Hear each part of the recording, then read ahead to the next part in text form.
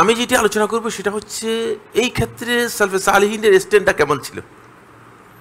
এই জন্য আমরা আলোচনা করব যাতে সালেফদের আমলটা আমরা বুঝতে পারি যে সালফে সালেহিনগণ কি স্ট্যান্ড অবলম্বন করেছেন। তাও এটা আমার আলোচ্য বিষয়, আজকের জুমার খুতবার বিষয় নয়, এটা হচ্ছে দৃষ্টি আকর্ষণের বিষয়, খুতবার বিষয় অন্য একটি পয়েন্টে। এই বিষয় সম্পর্কে শেখুল ইসলাম ইবনুল কাইয়িম রাহমাতুল্লাহ আলাইহি জাদুল মাআদের মধ্যে উল্লেখ করেন। তিনি বলেন, কানা সাল্লাল্লাহু আলাইহি ওয়াসাল্লাম ইউকসিরুদ দুআ ফি আশরিল হিজ্জাতি, নবী সাল্লাল্লাহু আলাইহি ওয়াসাল্লাম এই 10 দিনে অধিক পরিমাণে দোয়া করতেন। নবী সাল্লাল্লাহু আলাইহি ওয়াসাল্লামের আমল প্রথম নিয়ে এসেছি, এটি শেখুল ইসলাম ইবনুল কাইয়িম রাহমাতুল্লাহ আলাইহি নবী সাল্লাল্লাহু আলাইহি ওয়াসাল্লামের জীবনের উপর একেবারে সর্বশেষ যে কিতাবটি লেখা হয়েছে হাদিউর ইরশাদ সিরাতের উপর। শেখুল ইসলাম ইবনে তাইমিয়া রাহমাতুল্লাহ আলাইহির সময় পর্যন্ত হাদিউর ইরশাদ লেখার আগ পর্যন্ত আল্লাহ রাসূল সাল্লাল্লাহু আলাইহি ওয়াসাল্লামের জীবনের উপর এর চেয়ে বৃহৎ এবং এর চেয়ে মূল্যবান সংকলন, সহিহ সংকলন পৃথিবীতে নাই। সেটা হচ্ছে জাদুল মাআদ, এই কিতাবটি, যেটি শেখুল ইসলাম ইবনে তাইমিয়া রাহমাতুল্লাহ আলাইহি হজের সফরে লিখেছেন। যখন তিনি হজে আসছিলেন দামেস্ক থেকে, হজের সফরে আসা যাওয়ার পথে লিখেছেন এই কিতাবটি জাদুল মাআদ। এত গুরুত্বপূর্ণ কিতাব। তিনি বলেন যে নবী সাল্লাল্লাহু আলাইহি ওয়াসাল্লাম এর মধ্যে অধিক পরিমাণে আল্লাহ রাব্বুল আলামিনের কাছে দোয়া করতেন। ওয়ায়ামুরু ফীহি বিল ইকসারি মিনাত তাহলিলি ওয়াত তাকবীর ওয়াত তাহমিদ।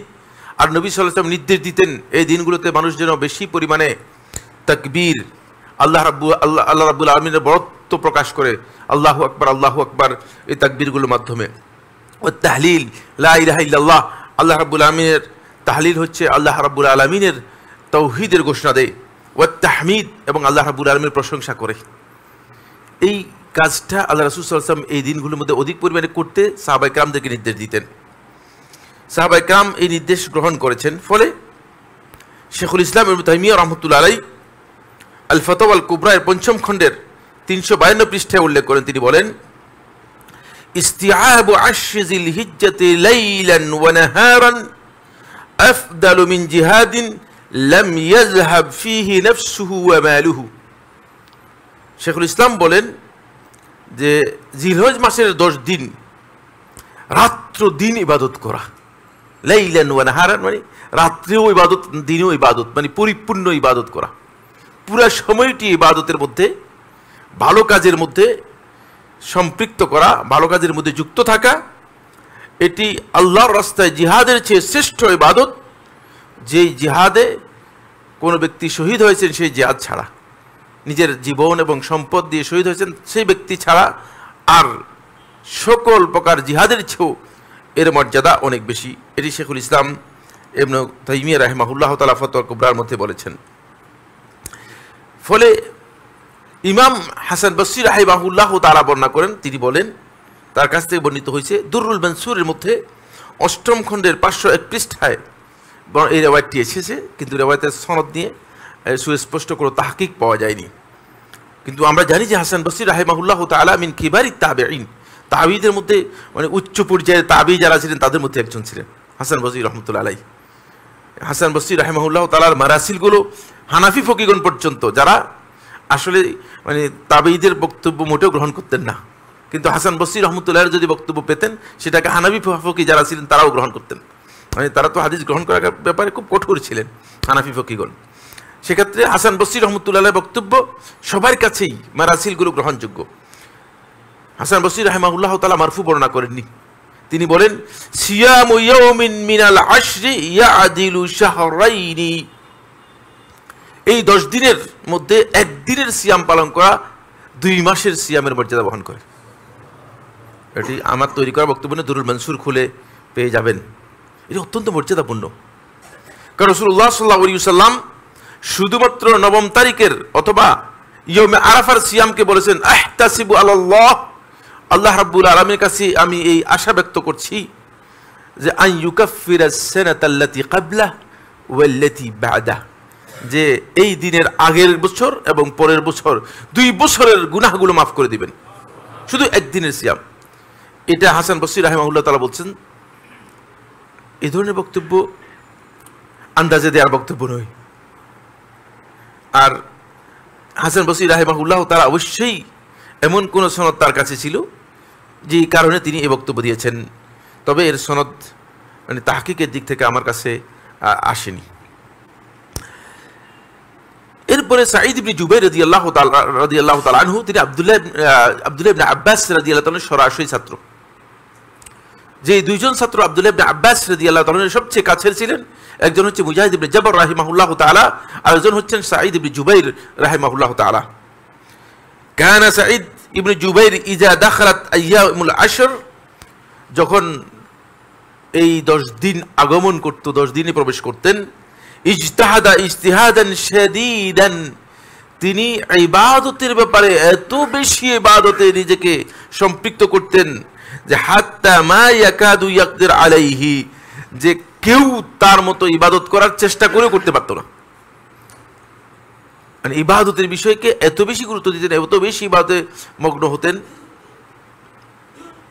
যে কেউ তার সমপর্যায়ের ইবাদত চেষ্টা করেও করতে পারত না। ওয়াকুল, এবং তিনি বলতেন, লা তুতফিউ সুরুজাকুম লায়ালিল আশরি তুজিবুল ইবাদাহ, যে তোমরা তোমাদের এই রাতগুলোতে তোমাদের বাসার ঘরের বাতি কি করবে না, নিভাবে না, কারণ এই ইবাদত যাতে করে তোমাদেরকে কি করে আকর্ষণ সৃষ্টি করে, মানুষ বুঝতে পারে যে ইবাদত এই রাতগুলোর জন্য খুবই গুরুত্বপূর্ণ। কিছু ইবাদত রয়েছে যে ইবাদতগুলো একাকী করার মধ্যে মানে ফজিলত কি অনেক বেশি। সলাত, নফল সলাত মসজিদে পড়লে যেই সওয়াব পাবেন, আর মানুষ দেখে না ঘরে গিয়ে যদি নফল সলাত আদায় করে থাকেন, এর ফজিলত 25 গুণ বেশি। কত গুণ বেশি? 25 গুণ বেশি। এবার সহিহ রিওয়ায়াত দ্বারা সাব্যস্ত হয়েছে, নাসিরুদ্দিন আলবানী রাহমাতুল্লাহ সহিহ বলেছেন। সুতরাং এরপরেও সালাফগণ, সালাফ কাকে বলতেছি? সাঈদ ইবনে জুবাইর রাদিয়াল্লাহু তাআলা আনহু আব্দুল্লাহ ইবনে আব্বাসের ছাত্র। তারা বলতেছেন যে রাত্রের লাইটগুলো ঘরে নিভাবে না, যাতে মানুষ বুঝতে পারে যে এইটা ইবাদতের সময়, মানুষ আকৃষ্ট হতে পারে এবং ইবাদতের প্রতি তাদের মনোযোগ তৈরি হতে পারে। ফলে ইমাম সাবিত আল বুনানি, সাবিত ইবনে আসলাম আল বুনানি রাহিমাহুল্লাহু তাআলা, তিনি আনাস ইবনে মালিক রাদিয়াল্লাহু তাআলার সরাসরি ছাত্র এবং অসংখ্য সাহাবী থেকে তিনি হাদিস বর্ণনা করেছেন। মানে একেবারেই আল্লাহ রাসূল সাল্লাল্লাহু আলাইহি ওয়াসাল্লামের পরপরই সাহাবীদের সবচেয়ে কাছের বর্ণনাকারীদের মধ্যে একজন ছিলেন সাবিত আল বুনানি রাহিমাহুল্লাহু তাআলা। কাল, তিনি বলেন, কানা নাসু ইউকাব্বিরুনা আইয়াম আল আশর, মানুষগুলো এই 10 দিনে বেশি বেশি করে তাকবীর বলতেন। একেবারেই বাজারে, রাস্তায়, ঘাটে, যেখানেই তারা তাকবীরের আওয়াজ শোনা যেত। হাত্তা নাহাহুমুল হাজ্জাজ, যখন মক্কায় হাজ্জাজ ক্ষমতায় আসলো, হাজ্জাজ বিন ইউসুফের কথা বলা হচ্ছে, তখন বলে যে এই তোমরা কিন্তু তাকবীর দিতে পারবে না। একটু দুর্দর্শ ব্যক্তি ছিল, হাজ্জাজ সম্পর্কে আলোচ্য বিষয় নয়, সেদিকে যাচ্ছি না। ওয়াল আমরু বিবাক্কাতা আলা যালিক, মক্কাতে এই অবস্থা বিরাজমান করতেছিল। তিনি বলেন, ইলাল ইয়াউম, এই দিন পর্যন্ত আমরা এভাবেই পেয়েছি মক্কাবাসীকে। ইউকাব্বিরুন নাসু ফিল আসওয়াক ফিল আশর, মানুষ বাজারে, জিলহজ মাসের 10 দিনে মানুষ বাজারে আওয়াজ করে তাকবীর দিতেন। এই সুন্নাহ আমাদের কাছ থেকে একেবারেই হারিয়ে গেছে, একেবারেই আমাদের কাছ থেকে বিলীন হয়ে গিয়েছে, এর কোনো অস্তিত্বই নেই। এখন তাকবীর দিলে হয়তো মানুষ বলবে যে পাগল হয়ে গেল কিনা, অবস্থা এমন হয়ে গিয়েছে। সালাফদের কিছু আমল আমি আপনাদের সামনে তুলে ধরলাম, এই জন্য তুলে ধরেছি যে আমরা যেন এই 10 দিনকে কোনোভাবেই অলসভাবে, অমনোযোগিতার সাথে, উদাসীনতার সাথে না কাটাই। আল্লাহ সুবহানাহু ওয়া তাআলা আমাদের সবাইকে তৌফিক দান করুন। এরপরে আজকের যে আলোচ্য বিষয়টি, সেটি আরও গুরুত্বপূর্ণ, যদিও এই বিষয়ে আমি আগেও একটি খুতবায় আপনাদের আলোচনা করেছি। আমার খেয়াল ছিল না যে আমি এখানে আলোচনা করেছি কিনা, কিন্তু অন্য এক সময় আমি অন্য জায়গায় আলোচনা করেছিলাম অনেক আগে। এই পয়েন্টটি খুবই গুরুত্বপূর্ণ। সেটা হচ্ছে, আমরা যারা হজে যেতে পারি না, অনেকে হয়তো আর্থিক কারণে হজে যেতে পারে না, কিন্তু হজে যাওয়ার জন্য মন কাঁদে। আমি বহু লোককে দেখেছি, তাদের ক্রন্দন দেখেছি, তাদের কাঁদতে দেখেছি যে আর যদি আল্লাহর ঘর পর্যন্ত পৌঁছতে পারতাম। যদিও আমাদের সমাজে কিছু সংখ্যক লোক আছে, তাদের আকীদাগত বিভ্রান্তির কারণে তারা আল্লাহর ঘর সম্পর্কে না বুঝে বলে যে যদি মদিনায় যেতে পারতাম। এটা একটা গলত মাসআলা। আবেগটা মদিনার চেয়ে আল্লাহর ঘরের আবেগ অনেক বেশি হওয়া উচিত। আল্লাহর ঘরের হচ্ছে হজ, আল্লাহর ঘরে হচ্ছে ইবাদত। মদিনাতে আপনি যেতে পারেন মসজিদ নববী জিয়ারতের জন্য, কোনো সন্দেহ নেই, কিন্তু বিভ্রান্ত আকীদার কারণে, আমাদের আকীদাগত বিচ্যুতির কারণে আমাদের অনেকের মধ্যেই মানে এই ধারণা হয়ে গিয়েছে যে হজের চেয়ে মদিনায় যাওয়াটা হচ্ছে বেশি গুরুত্বপূর্ণ। হজের চেয়ে মদিনায় যদি যেতে পারেন সবচেয়ে বেশি গুরুত্বপূর্ণ। এটি গলত, কারণ হজ হচ্ছে মূলত আল্লাহর ঘরে। হজের সব কয়টি আমল যেগুলো ফরজ, ওয়াজিব, সুন্নত, নফল যা আছে সবটাই মদিনার সাথে কোনোটার সম্পর্ক নেই, সবটাই মক্কাতে। আপনি সবটাই মক্কাতে পালন করবেন। অনেকেই হজের জন্য খুবই আগ্রহী, কিন্তু হজে যেতে পারেন না। আবার অনেক আছে অসুস্থ, সামর্থ্য আছে, যাওয়ার মতো আর্থিক অবস্থা আছে, কিন্তু যেতে পারেন না অসুস্থতার কারণে। অসুস্থতার কারণে তিনি হজে যেতে পারেন না। এই যে কারণ, এই লোকগুলো যারা হজে যেতে পারছে না, তাদের জন্য আল্লাহ রাসূল সাল্লাল্লাহু আলাইহি ওয়াসাল্লাম আজ থেকে 1450 বছর আগে রাসূলুল্লাহ সাল্লাল্লাহু আলাইহি ওয়াসাল্লাম তারা হজে না গেলেও হজের আমল, হজের সওয়াবটা তারা কিভাবে পাবে রাসূলুল্লাহ সাল্লাল্লাহু আলাইহি ওয়াসাল্লাম এটা জানিয়ে গেছেন। কারণ এই লোকগুলো তো অন্তপক্ষে এই আবেগটুকু পূরণ করা দরকার। তারা হজে যেতে পারে নাই, কিন্তু এমন কিছু আমল রয়েছে যেই আমলগুলো কোনো ব্যক্তি যদি করে তাহলে তিনি কি করবেন, হজের যাওয়ার যে সওয়াব রয়েছে সেই সওয়াবটুকু পেয়ে যাবেন।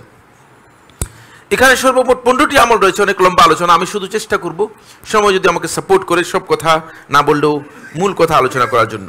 1 নম্বর পয়েন্ট হচ্ছে ফরজ সালাত। আপনি যদি ঘর থেকে উযু করে এসে মসজিদে ফরজ সালাত জামাতে আদায় করে থাকেন, এটি হজ আদায় করার যেই ফজিলত রয়েছে সেই ফজিলত আপনি এর মাধ্যমে লাভ করতে পারবেন। একজন হজকারী মিকাত থেকে ইহরাম করে হজ করলে যতটুকু সওয়াব পাবে, ততটুকু ফজিলত, ততটুকু সওয়াব আপনি পাবেন। শর্তটা কি বলেছি খেয়াল আছে? সেটা হচ্ছে ঘর থেকে উযু করে আসতে হবে। আবু উমামা আল বাহিলি রাদিয়াল্লাহু তাআলা বর্ণনা করেন, তিনি বলেন রাসূলুল্লাহ সাল্লাল্লাহু আলাইহি ওয়াসাল্লাম ইরশাদ করেছেন, মান খারাজা মিন বাইতিহি মুতাতাহহিরান ইলা সালাতিল মাকতুবা, যে ব্যক্তি ফরজ সালাত আদায় করার জন্য তার ঘর থেকে উযু করে পবিত্র হয়ে বের হয়ে আসলো মসজিদে ফরজ সালাত আদায় করার জন্য, ফাআজরুহু কাআজরিল হাজ্জিল মুহরিম, তার সওয়াব হচ্ছে ওই ব্যক্তির সওয়াবের মতো যে ব্যক্তি ইহরাম করে আল্লাহর ঘরে গিয়ে হজ পালন করলো। ওয়ামান খারাজা ইলা তাসবিহি দুহা, আর যে ব্যক্তি দোহার সালাত, যেটাকে অনেকে চাশতের সালাত বলে থাকেন অথবা ইশরাকের সালাত বলে থাকেন, যে ব্যক্তি চাশতের সালাত অথবা ইশরাকের সালাত আদায় করার জন্য তার ঘর থেকে বের হলো উযু করে, লা ইয়ানসিবুহু ইল্লা ইয়াহু, এই ছাড়া অন্য কোনো টার্গেট নেই, শুধুমাত্র দোহার সালাত আদায় করার জন্য, ফাআজরুহু কাআজরিল মুতামির, তার সওয়াব হচ্ছে একজন উমরাকারীর যেই সওয়াব রয়েছে এই সওয়াব তিনি পাবেন। ওয়া সালাতুন আলা আসারি সালাতিন, আর এক সালাতের পরে আরেক সালাত যে ব্যক্তি কন্টিনিউ অবস্থান করে আদায় করবে, লা লাগওয়া বাইনাহুমা, এই দুইয়ের মাঝে কোনো বেহুদা কাজ করবে না, কিতাবুন ফি ইল্লিয়িন, তার নাম ইল্লিয়িনের মধ্যে সর্বোচ্চ পর্যায়ে লিপিবদ্ধ করে দেওয়া হবে। সহিহ হাদিস, একেবারে সহিহ হাদিস। হাদিসের বর্ণনা থেকে আমরা বুঝতে পেরেছি যে কোনো ব্যক্তি যদি ঘর থেকে তাহারাত হাসিল করে মসজিদে আসে এবং তিনি যদি জামাতে সালাত আদায় করে থাকেন ফরজ সালাত, তাহলে এই ফজিলতটুকু পাবেন। এই হাদিস থেকে একটি গুরুত্বপূর্ণ, অনেক লম্বা, এর ব্যাখ্যা যদি আমি করি অনেক লম্বা ব্যাখ্যা হয়ে যাবে।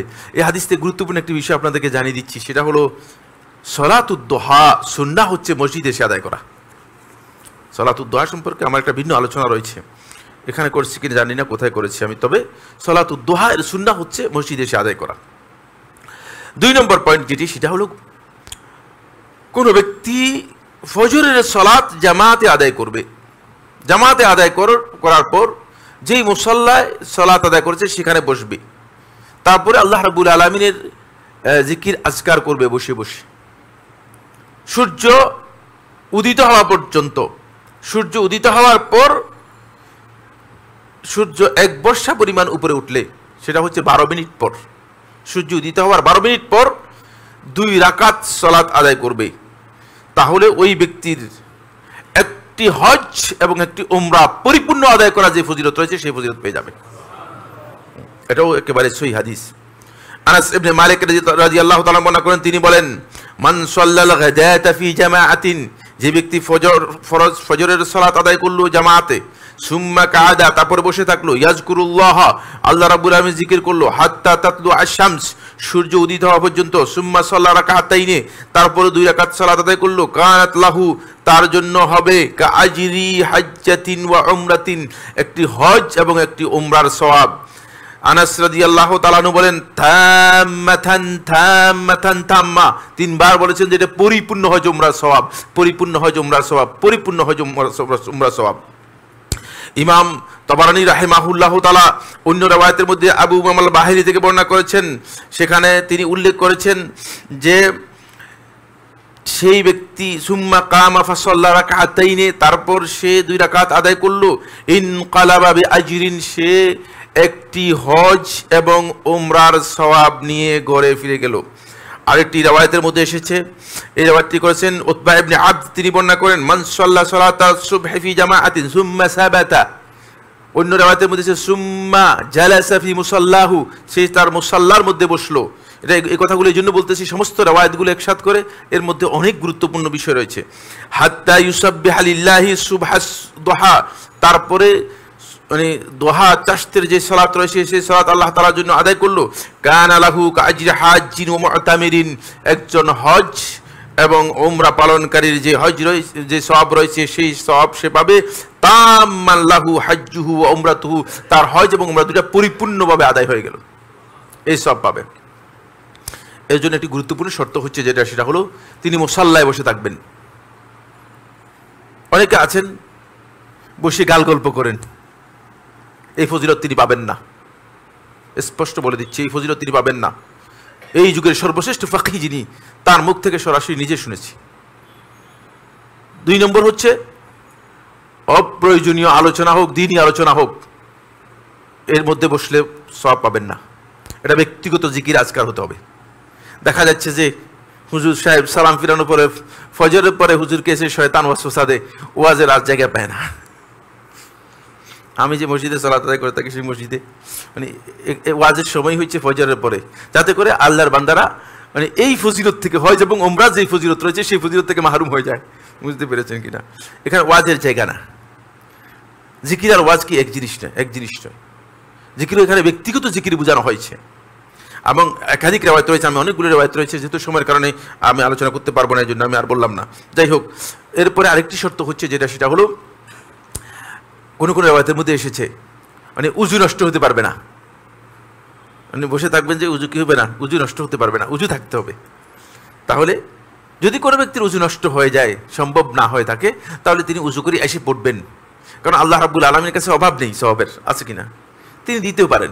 কিন্তু এই শর্তগুলো দেওয়া হয়েছে যাতে করে আল্লাহর বান্দা মানে সত্যিকার আল্লাহ রাব্বুল আলামিনের আনুগত্যের প্রতি আগ্রহী হয়, কারণ এই ইবাদতের ফজিলত অনেক বেশি।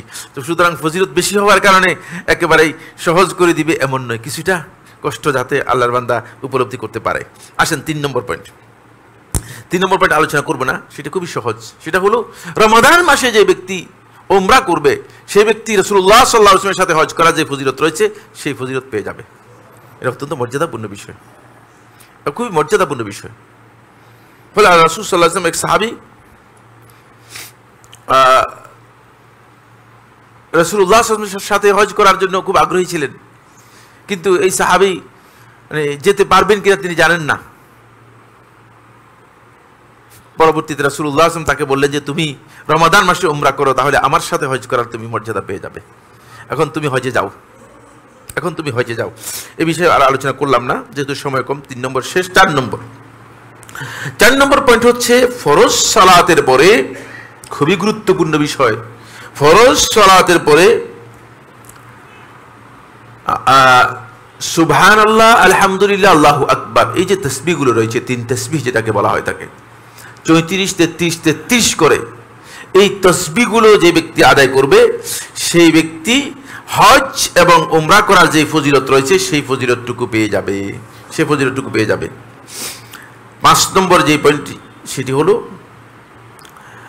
জুমার সালাতে যারা আগে আসবে, জুমার সালাতে যারা আগে আসবে তারা একটি হজ করার যে মর্যাদা রয়েছে সেই মর্যাদা, সেই সওয়াব পাবে। এই মর্মে একটি হাদিস সাহাল ইবনে সাদ আস-সাঈদী রাদিয়াল্লাহু আনহু বর্ণিত হয়েছে। তিনি বলেন রাসূলুল্লাহ সাল্লাল্লাহু আলাইহি ওয়াসাল্লাম ইরশাদ করেছেন, ইন্না লাকুম ফি কুল্লি জুমআতিন হাজ্জাতান ওয়া উমরা, প্রত্যেক জুমার দিনেই তোমাদের জন্য একটি হজ এবং একটি উমরার ফজিলত সওয়াব রয়েছে। ফাল হাজ্জাতু, হজ হচ্ছে আল হাজিরু লিল জুমআতি, জুমার সালাতের জন্য আসবে, জুমার সালাতের একেবারেই সূর্য উত্তপ্ত গরম হওয়ার সাথে সাথেই প্রথম, দ্বিতীয়, তৃতীয় ঘন্টায় আপনি জুমার সালাতে আসবেন, এরপরে নয়। ওয়াল উমরাতু, আর উমরা হচ্ছে ইন্তিজারুল আসরি বাদাল জুমাআতি, জুমার পরে আসরের সালাত পর্যন্ত অপেক্ষা করার মধ্যে। হাদিসটি ইমাম বাইহাকী রাহমাতুল্লাহ বর্ণনা করেছেন, ইবনে আদি তার কামেলের মধ্যে বর্ণনা করেছেন, ইমাম তাবারানী রাহমাতুল্লাহ বর্ণনা করেছেন। হাদিসের সনদের মধ্যে একজন বিতর্কিত ব্যক্তি রয়েছেন, বাকি সমস্ত সনদ সহিহ। সালাফদের অনেকেই এই হাদিসকে দলিল হিসেবে গ্রহণ করেছেন। 6 নম্বর হচ্ছে যেটি, সেটা হলো কোনো ব্যক্তি যদি কারো প্রয়োজন মিটানোর জন্য সে কাজটা সম্পন্ন করে দিতে পারে তাহলে তিনি একটি হজ এবং একটি উমরার সওয়াব লাভ করতে পারবে। ইমাম বাইহাকী রাহমাতুল্লাহ আলাইহি তার সনদে বর্ণনা করেছেন আলী ইবনে হুসাইন থেকে। আলী ইবনে হুসাইন, জানেন আপনি আলী ইবনে হুসাইনকে? তিনি ইমাম যাইনুল আবদিন রাহিমাহুল্লাহু তাআলা। তিনি বলেন, খারাজাল হাসানু ইয়াতুফু বিল কাবা, হাসান ইবনে আলী আল্লাহর রাসূল সাল্লাল্লাহু আলাইহি ওয়াসাল্লামের দহিত্র, তিনি আল্লাহর ঘরের চতুর্দিকে তওয়াফ করতেছিলেন। ফাকামা ইলাইহি রাজুলুন, এক ব্যক্তি তার কাছে আসলো। ফাকালা ইয়া আবা মুহাম্মদ, বলল হে আবু মুহাম্মদ, ইযহাব মাই ফি হাজাতি ফুলান, আমার সাথে একটু চলো না, অমুকের একটা কাজ আছে আমার, অমুকের কাছে চলো। ফাতারাকা তাওয়াফ, তিনি তাওয়াফ ছেড়ে দিলেন। ওয়া যাহাবা মাআহু, তার সাথে গেলেন। ফালাম্মা যাহাবা, যখন গেলেন, কামা ইলাইহি রাজুলুন হাসিদ, একজন হিংসুক ব্যক্তি, মানে হাসান ইবনে আলী রাদিয়াল্লাহু আনহু এবং এদের সাথে কিছু সংখ্যক লোকের হিংসা ছিল। আপনারা জানেন যে আলী ইবনে আবি তালেবের শাহাদাতের পরে একটা বিদ্বেষ কিছু সংখ্যক মুনাফিকদের মধ্যে তৈরি হয়ে থাকে, ওই কথাটাই বলতেছে। ফাকামা ইলাইহি রাজুলুন হাসিদ, একজন হিংসুক ব্যক্তি দাঁড়িয়ে বলল লিরাজুলিল্লাযী যাহাবা মাআহু, যে লোকের সাথে তিনি গিয়েছেন তাকে বলল, তাকে কি বলল, যে ফাকালা ইয়া আবা মুহাম্মদ, বলল যে এ আবু মুহাম্মদ, তারাকতা তাওয়াফ ওয়া যাহাবতা মাআহু, কেমন হলো? আল্লাহর ঘরের তাওয়াফ ছেড়ে গেলেন একজন লোকের সাথে, কি কাজ করলেন এটা? আল্লাহর ঘরে চতুর্দিকে তাওয়াফ করতেছিলেন, এই তাওয়াফ ছেড়ে গেলেন একজন লোকের সাথে, এটা কেমন হলো? তারাকতা তাওয়াফ ওয়া যাহাবতা মাআহু। قال فقال له الحسن, তখন হাসান ইবনে আলী রাদিয়াল্লাহু তাআলা বললেন, কাইফা লা আযহাবু মাআহু, কিভাবে আমি তার সাথে যাব না? ওয়া রাসূলুল্লাহ সাল্লাল্লাহু আলাইহি ওয়াসাল্লাম قال, আর আল্লাহ রাসূল সাল্লাল্লাহু আলাইহি ওয়াসাল্লাম বলেছেন, মান যাহাবা ফি আমরিন লি আখিহিল মুসলিম, যে ব্যক্তি তার মুসলিম ভাইয়ের কোনো কাজ পূর্ণ করে দেওয়ার জন্য তার সাথে গেল, ফাকুদিয়াত হাজাতুন, তার কাজটা পরিপূর্ণ হলো, কুতিবা লাহু হাজ্জাতুন ওয়া উমরা, তার আমলনামায় হজ এবং উমরার সওয়াব লিখে দেওয়া হবে। ওয়া ইন লাম ইউকদা, যদি কাজটা সম্পূর্ণ না হয়, বেকার যাবে না, কাজটা সম্পূর্ণ যদি না হয়, ওয়া ইন লাম ইউকদা কুতিবাত লাহু উমরাতুন, তাহলে তার নামে একটা উমরা লিখে দেওয়া হবে। ফাকাত ইকতাসাবতু হাজ্জাতান ওয়া উমরাতান, আমি একটা হজ এবং উমরার কাজ কমপ্লিট করে এসেছি। ওয়া রাজাআতু ইলা তাওয়াফি, এবং আমি আমার তাওয়াফে আবার ফিরে এসেছি। হাদিসের সনদের মধ্যে একজন মুতাকাল্লাম ফি ব্যক্তি রয়েছে, একজন বিতর্কিত ব্যক্তি রয়েছে হাদিসের সনদের মধ্যে, কিন্তু হাদিসটি অনেক আহলে হাদিস কি করেছেন, উল্লেখ করেছেন। 7 নম্বর যে প্রশ্নটি, সেটা হলো 7 নম্বর যে পয়েন্টটি, যার মাধ্যমে আপনি হজ এবং উমরার ফজিলত পেয়ে যাবেন, আপনি আপনার পিতামাতার সাথে সৎ ব্যবহার করা, সৎ আচরণ করা। আমরা জানি সবাই যে আল্লাহর হকের পরে, আল্লাহর আসমানের নিচে জমিনের উপরে সবচেয়ে মর্যাদাপূর্ণ হক হচ্ছে পিতামাতার হক। এটি এত মর্যাদাপূর্ণ যে আল্লাহ তাআলার কাছে এই হকের কারণেই আল্লাহ রাব্বুল আলামিনের কাছে এই হক যিনি বুঝতে পেরেছেন তার মর্যাদা আল্লাহ তাআলার কাছে এত বেশি, অনেক বেশি। আল্লাহ সুবহানাহু ওয়া তাআলা এই জন্য আল্লাহর হকের যেখানে বর্ণনা দিয়েছেন প্রত্যেকটি জায়গায় জায়গায় আল্লাহ সুবহানাহু ওয়া তাআলা আল্লাহর হকের সাথে এই হকের কথা উল্লেখ করেছেন। আনাস ইবনে মালিক রাদিয়াল্লাহু আনহু বর্ণনা করেন, তিনি বলেন, আতা রাজুলুন রাসূলুল্লাহ সাল্লাল্লাহু আলাইহি ওয়াসাল্লাম, এক ব্যক্তি আল্লাহ রাসূল সাল্লাল্লাহু আলাইহি ওয়াসাল্লামের কাছে আসলেন। ফাকালা ইন্নী আশতাহিল জিহাদ, হে আল্লাহ রাসূল সাল্লাল্লাহু আলাইহি ওয়াসাল্লাম, আমি তো জিহাদ করতে চাই, খুব আগ্রহ জিহাদ করার, আমি একটু জিহাদে আপনার সাথে শরীক হতে চাই। ওয়ালা আকদিরু আলাইহি, কিন্তু আমি জিহাদ করার মতো সামর্থ্য রাখি না, কোনো না কোনো কারণ হয়তো জিহাদ করতে পারেন না। ক্বালা হাল বাকিয়া মিন ওয়ালিদাইকা আহাদুন, রাসূলুল্লাহ সাল্লাল্লাহু আলাইহি ওয়াসাল্লাম প্রশ্ন করলেন, তোমার পিতামাতার মধ্যে কেউ কি জীবিত আছে কিনা? হাল বাকিয়া মিন ওয়ালিদাইকা আহাদুন, তোমার পিতামাতার মধ্যে কেউ কি জীবিত আছে? ক্বালা উম্মি, বললেন যে হ্যাঁ একজন আছে, মা আছে, মা আছে। তখন ক্বালা, তিনি বললেন, রাসূলুল্লাহ সাল্লাল্লাহু আলাইহি ওয়াসাল্লাম বললেন, ফাবলিল্লাহ ফি বিররিহা, আল্লাহ রাব্বুল আলামিনের কাছে তার সদ্ব্যবহারের মাধ্যমে আল্লাহ রাব্বুল আলামিনের কাছে নৈকট্য লাভ করার জন্য চেষ্টা করো। ফাইজা ফাআলতা যালিকা, যদি তুমি এই কাজটি করতে পারো, ফাআনতা হাজ্জুন ওয়া মু'তামিরুন ওয়া মুজাহিদুন, তাহলে তুমি হজ পালনকারী, উমরা পালনকারী এবং জিহাদকারী, এই তিনজনের মর্যাদা পেয়ে যাবে, এই তিনজনের মর্যাদা পেয়ে যাবে। ফাইজা রাদিয়াত আনকা উম্মুকা ফাত্তাকিল্লাহা ওয়া বিররাহা, সুতরাং যদি তোমার মা তোমার উপর সন্তুষ্ট হয়ে যায় তাহলে আল্লাহ তাআলাকে ভয় করো এবং তার সাথে সব সময় সদ্ব্যবহার করো, এটাই হচ্ছে তোমার সর্বোচ্চ পাওনা। এই হাদিস স্পষ্ট করে এটা আমাদেরকে বুঝিয়েছে যে পিতামাতার সাথে সদ্ব্যবহার করা যে কত মর্যাদাপূর্ণ ইবাদত। মানুষ অনেকে মনে করেন যে, অনেকে আছে যে বছরের পর বছর হজ করতেছে কিন্তু মায়ের সাথে সামান্য সৌজন্যতা পর্যন্ত রক্ষা করে না, বাপকে বাপ না বলে বুড়া বলে, এরকম লোক অনেক আমরা দেখেছি। তিনি মনে করেছেন যে আল্লাহর ঘরের হজ করলেই এমনিতেই সোজা জান্নাত চলে যাবে। জান্নাত এত আল্লাহর পক্ষ থেকে ফ্রি নয়, জান্নাতের জন্য প্রত্যেকটা জিনিস আল্লাহ রাব্বুল আলামিন যেভাবে দরকার সেভাবে করার জন্য বলেছেন, সেভাবেই হতে হবে। ৮ নম্বর পয়েন্ট হচ্ছে মাজলিসুল ইলম, হালাকাতুল ইলমে অংশগ্রহণ করা। এই মসজিদের মধ্যে হালাকা হয়, ৩-৪ জন লোক বসে, আর বাকি যারা আছে তাদের কি সমস্যা? ঘরের মধ্যে শুয়ে থাকছেন, হালাকায় অংশগ্রহণ করেন না। যদি বক্তব্য বক্তার নাও বুঝেন, বসে থাকেন, কারণ রাসূলুল্লাহ সাল্লাল্লাহু আলাইহি ওয়াসাল্লাম বলেছেন, লা ইয়াশকা জালিসুহুম, তাদের সাথে যারা বসবে তারা কোনোদিন হতভাগা হবে না, দুর্ভাগা হবে না। বসলেই সফলতা। বুঝতে পেরেছেন কিনা? আপনি হয়তো বুঝেন নাই, হয়তো আলোচনা বুঝতে পারেন নাই, কিন্তু আল্লাহ রাসূল সাল্লাল্লাহু আলাইহি ওয়াসাল্লাম আগেই সুসংবাদ দিয়ে রেখেছে, যদি বসতে পারেন তাহলেই আপনার সফলতা এসে গিয়েছে। আপনার কোন অবস্থায় আপনার হতভাগা হতে পারবেন না, দুর্ভাগা হবেন না। আসুন এই মর্মে হাদিসগুলো একটু শুনে নেই।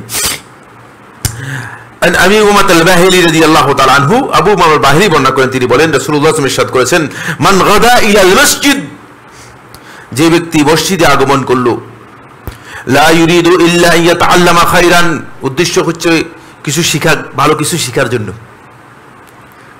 মাজলিসুল ইলমে বসার জন্য, হালাকার মধ্যে বসার জন্য, আর কোনো উদ্দেশ্য নেই।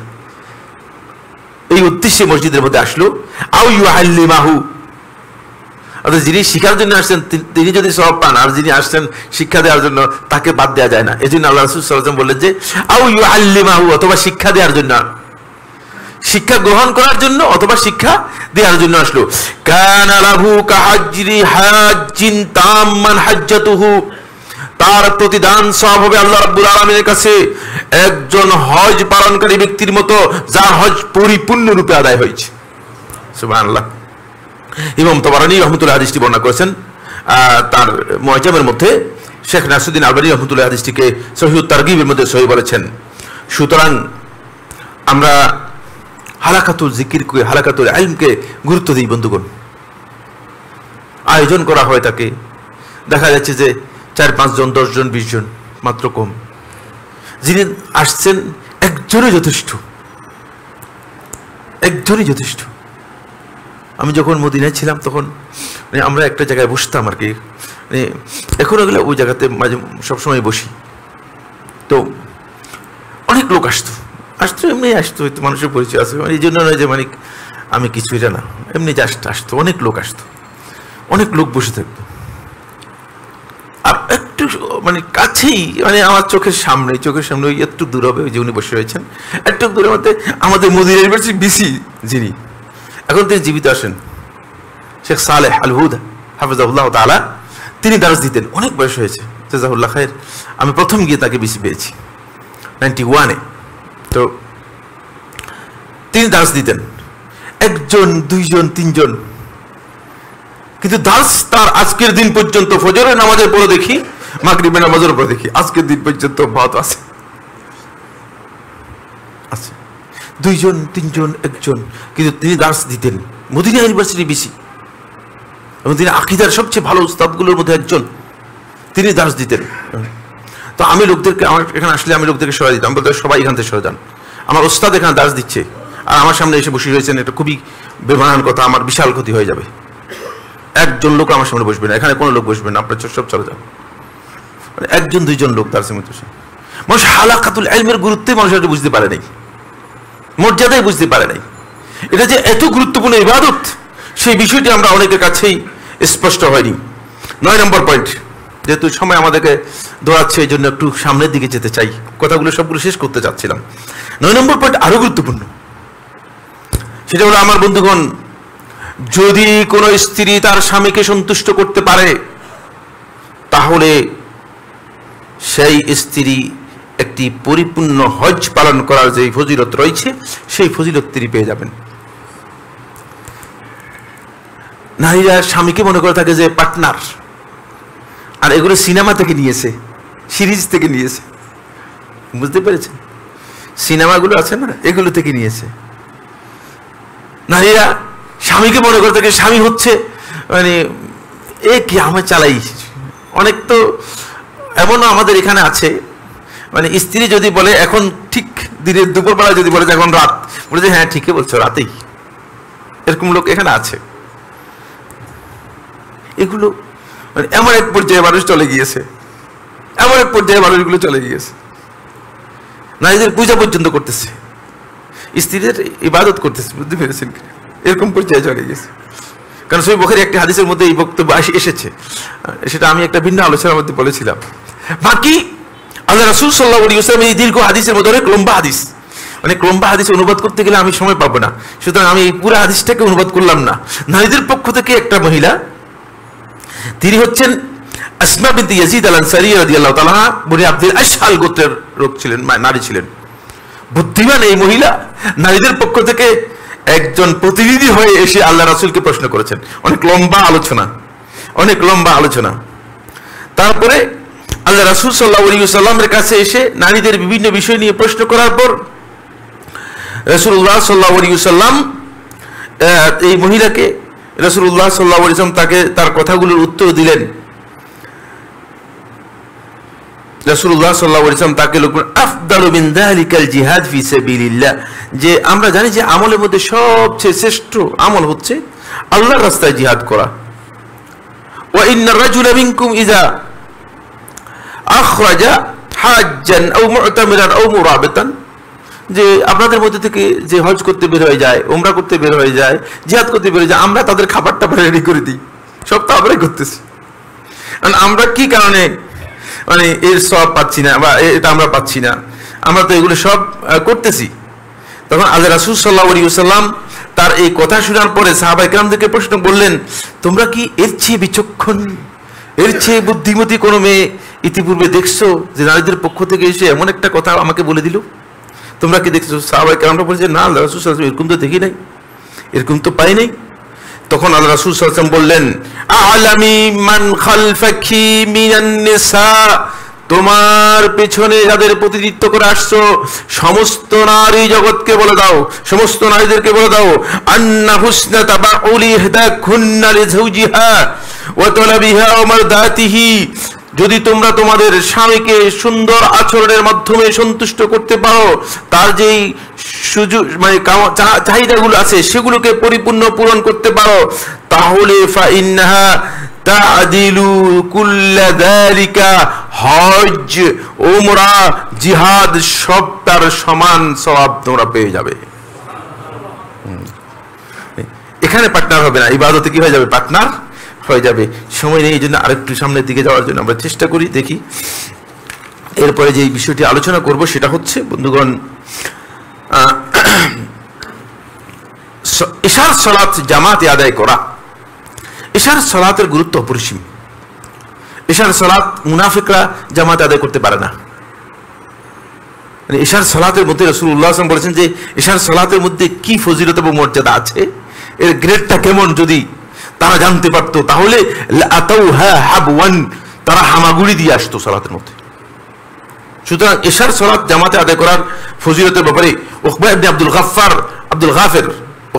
গাফির বর্ণনা করেন। তিনি বলেন, সালাতুল ইশা ফি জামাআতিন তা'দিলু হাজ্জাতান, ইশার সালাত যদি কোন ব্যক্তি ঘর থেকে এসে জামাতে আদায় করে থাকে, সে একটি হজ করার যে ফজিলত রয়েছে সেই ফজিলত তিনি লাভ করবে।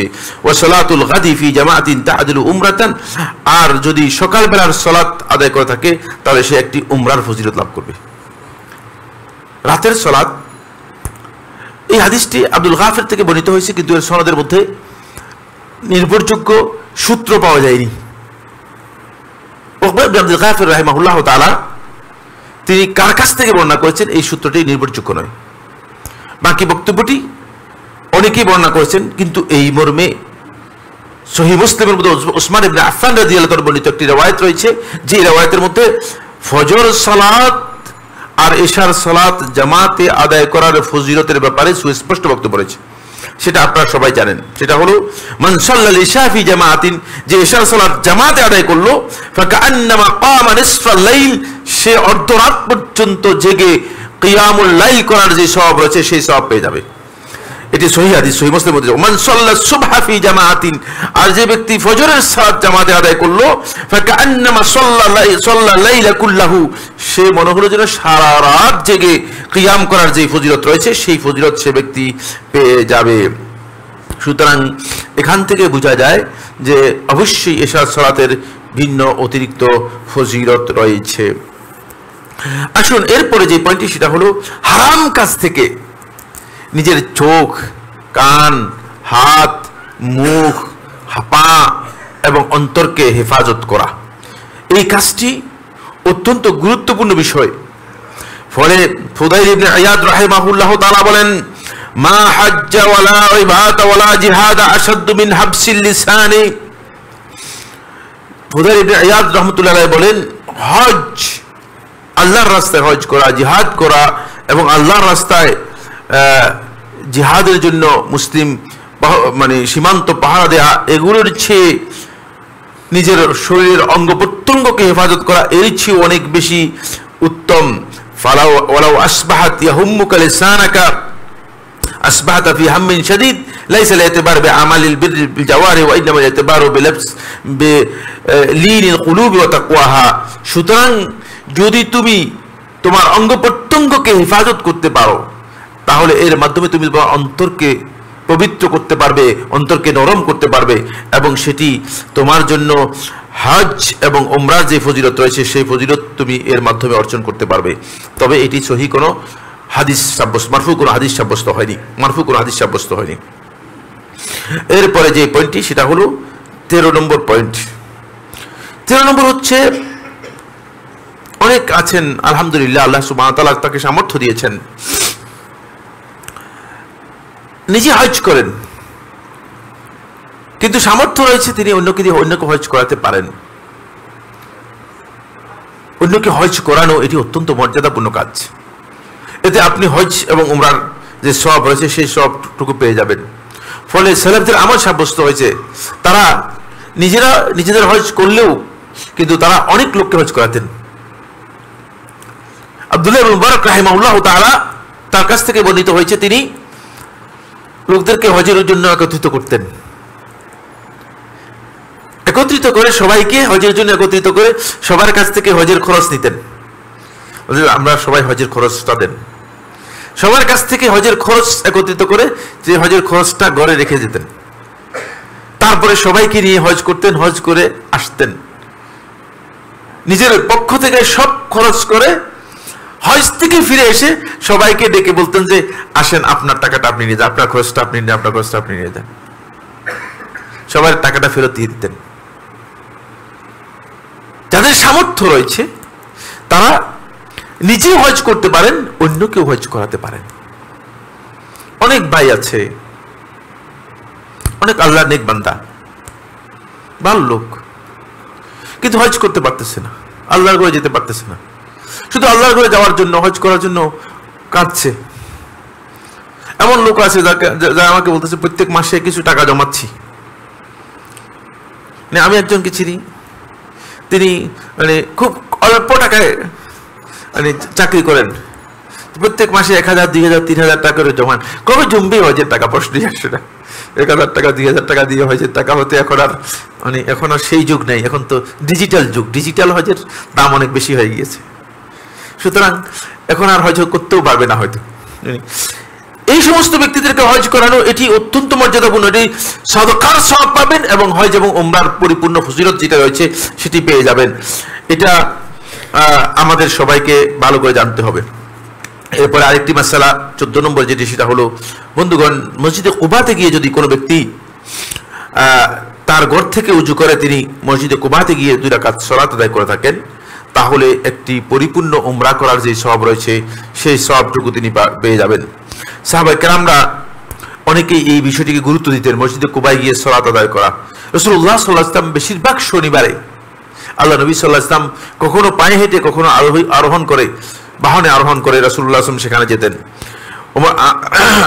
ওমর ইবনে সাব্বাহ তার তারিখুল মদিনার মধ্যে উল্লেখ করেন, তিনি বলেন, আয়েশা বিনতে সাদ ইবনে আবি ওয়াক্কাস থেকে বর্ণনা করেন, তিনি বলেন, সামিতু আবি মানে আমার আব্বা সাদ ইবনে আবি ওয়াক্কাসের কাছ থেকে শুনেছি, লাআন উসাল্লিয়া ফি মসজিদি কুবা, আমি মসজিদে কুবার মধ্যে সালাত আদায় করা, রাকাতাইনি 2 রাকাত সালাত আদায় করা, আহাব্বু ইলাইয়া, আমার কাছে অতি উত্তম, মিন আন আতিয়া বাইতুল মুকদ্দাস মাররাতাইনি, বাইতুল মুকদ্দাসে গিয়ে 2 বার সালাত আদায় করার চেয়ে।